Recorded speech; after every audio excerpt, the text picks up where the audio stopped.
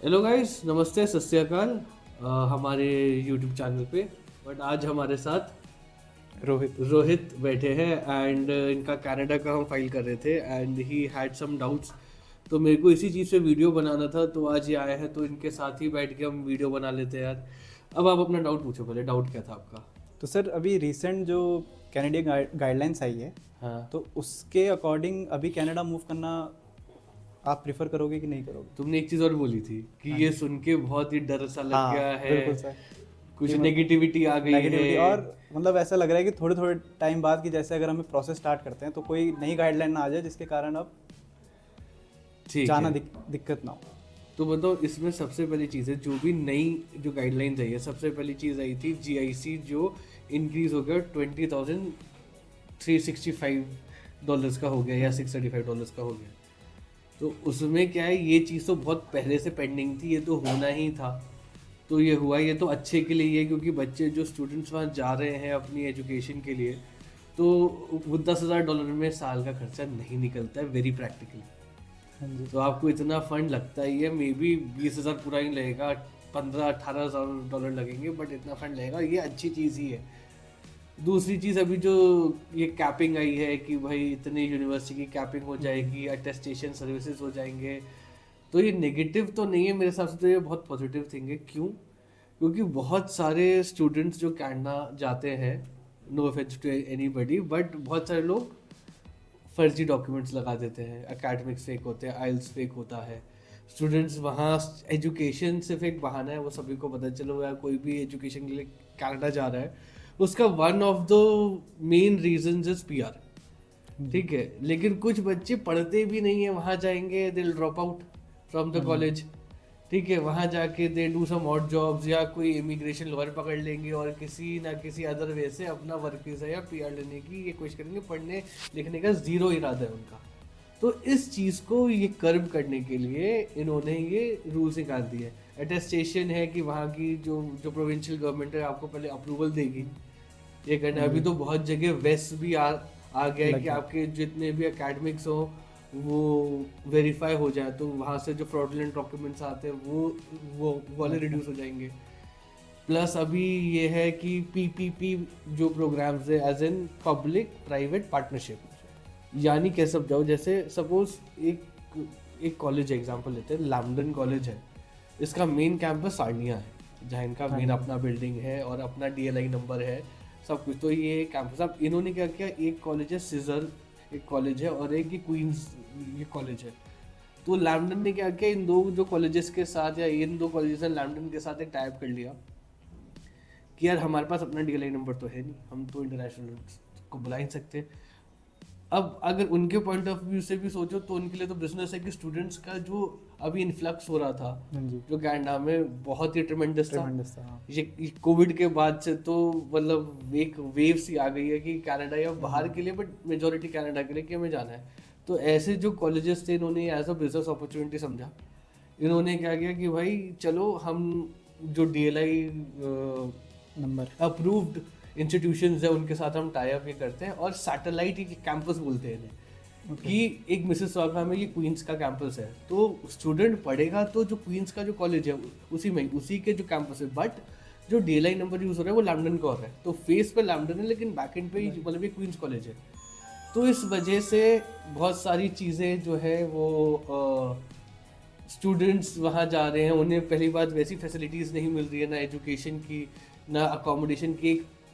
Another reason, accommodation से बात याद आया कि अनदर रीज़न कि क्यों ये रूल्स आए हैं, सबसे ज़्यादा दिक्कत हुई है अकोमोडेशन, कि वहाँ पर हाउसिंग का बहुत प्रॉब्लम आ गया है।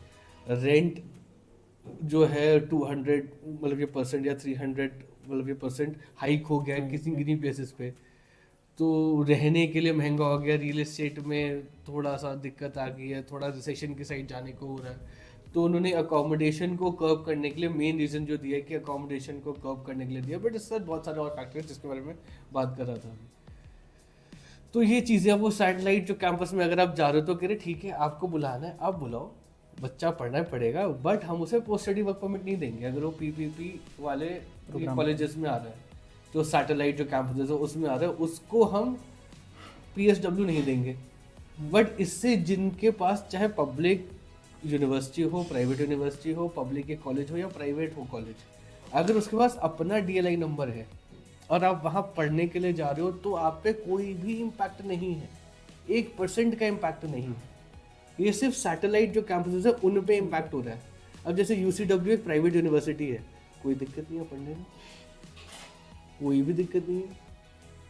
यही चीज़ें अब जैसे लैम्बडन लैम्बडन को फ़र्क पड़ा है, एक कॉन्फेडरेशन है उसको फ़र्क पड़ा है, तो ऐसे कुछ एक लिस्ट ऑफ यूनिवर्सिटीज़ है जिनके सैटेलाइट कैंपस है उनको मेजॉरिटी फ़र्क पड़ा है। बट एज सच कुछ नेगेटिविटी नहीं है मेरे हिसाब से, तो पॉजिटिविटी है। एक नेगेटिविटी जो आई गेस तुम या और स्टूडेंट्स होंगे उन्हें लगा कि भाई पहले जो कैपिंग हो जाएगी अब सिर्फ 40% रिड्यूस हम ये कर देंगे सारी चीज़ें। तो अगर वो 40% रिड्यूस का उसका भी एक दूसरी वे से अगर आप देखो तो जो उन्होंने वो कैपिंग लगाई है ना वो सिर्फ ये कॉलेजेस पे लगाई है, यूनिवर्सिटी पे कोई भी कैपिंग नहीं है। तो आपको पढ़ने जाना है तो आप यूनिवर्सिटी साइड में तो जा सकते हो, उस पर तो कोई भी कैपिंग नहीं है, चाहे UG डिप्लोमा के लिए हो चाहे PG डिप्लोमा के लिए हो।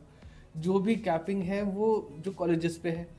प्लस अगर आप प्रीवियस डेटा देखोगे, जहाँ तक मेरा फैक्ट मतलब I am not 100% sure but अंदाजन अप्रॉक्सीमेट फैक्ट ये है कि last year somewhere around 5 lakh के अराउंड समथिंग स्टूडेंट्स थे जिनका वीज़ा अप्रूव हुआ था। तो वो कह रहे हैं कि वो रिड्यूस होकर 3.5 के अराउंड या 3.7 के अराउंड हो जाएंगे, ठीक है। लेकिन उसमें सिर्फ जो ये कैपिंग थी वो ये सिर्फ कॉलेजेस की दे रहे हैं, इसमें यूनिवर्सिटी तो सेपरेट है ही। तो अगर आप टोटल देखोगे तो 5-6 लाख ही हैं।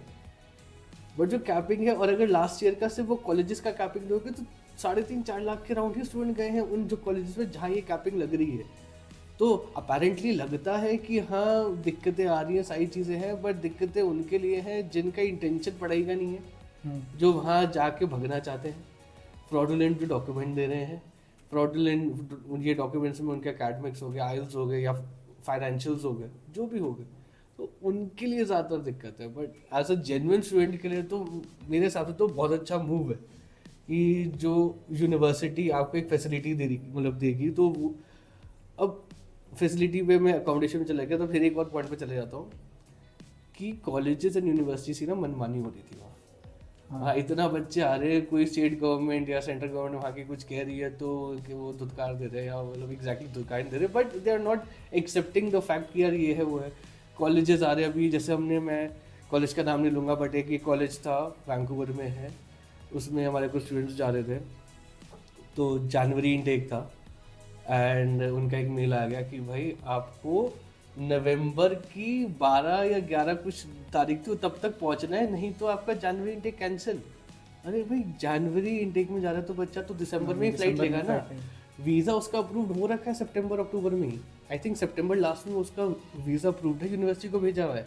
दे are sending an email in the last of October कि अगर आप नवंबर मिड तक या उसके बाद एक डेट थी, अगर आप उस डेट तक नहीं पहुँचे कनाडा तो आपका रजिस्ट्रेशन कैंसिल या आप दूसरे जो इनटेक में आ जाओ। तो ये तो वैसे दिखाए तो नाइंसाफ़ी है।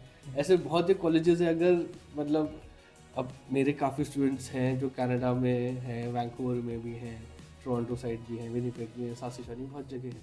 तो कहीं कहीं यूनिवर्सिटीज़ और कॉलेजेस में आ रहे हैं कि उन्होंने सीट्स फॉर एग्जांपल 100 सीट्स है, उन्होंने एडमिशन्स 150 को दे रखे, उनका प्रोसेस कर रहे हैं। अब बच्चे का वीज़ा लग के वो वहाँ पहुँच रहा है, फिर वो कह रहे तो सीट फुल होगी, अब आप दूसरे इनटेक में आ जाओ। तो उनकी मनमानी चल रही थी, तो उस मनमानी को भी ये कर्व करने के लिए ये रूल्स आए हैं। तो लेट्स सी कैसे ये आगे शेप आउट होते हैं। अभी तो कुछ बहुत अर्ली है बोलने के लिए कि क्या रहेगा, बट मेरे हिसाब से इट्स पॉजिटिव हो। ये चीज़ें तो समझ में आया है, क्या बताना चाह रहा था। और कोई डाउट है सर? जैसे अभी बोला गया है कि कैपिंग ओंटारियो में भी लगी कि मतलब अब जो नंबर्स बांटे जाएंगे वो प्रोविजंस के अकॉर्डिंग बांटे जाएंगे। हाँ, जैसे ओंटारियो में पहले 2.5-3 लाख अप्रॉक्स को दिया जाता था कि मतलब इतने स्टूडेंट्स हम अलाउ करेंगे, और इतने आते भी थे। बट शायद मेरे को लग रहा है डिक्रीज करके वो 50% से भी कम आ चुका है कि अराउंड अब 1.5 लाख के आसपास। मैंने वही कहा ना, कैपिंग सिर्फ कॉलेजेस के लिए है, यूनिवर्सिटी के लिए है ही नहीं कैपिंग। ओके, तो ओंटारियो में रीजन में भी बहुत सारी यूनिवर्सिटीज़ हैं, तो उन पर तो कैपिंग लग रहा है। तो वो जो कोटा है वो तो अलग ही है, जो कैपिंग लग रही है वो सिर्फ जो कॉलेजेस पे लग रही है।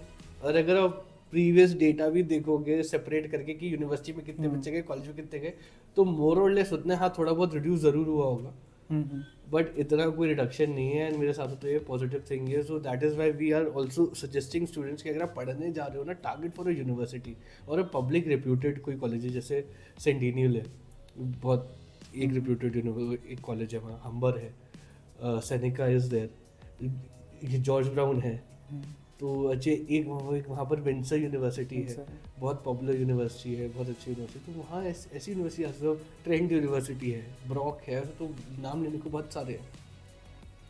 तो वहाँ जाओ, पढ़ने जाओ, अच्छे से पढ़ो, तो कोई दिक्कत नहीं है।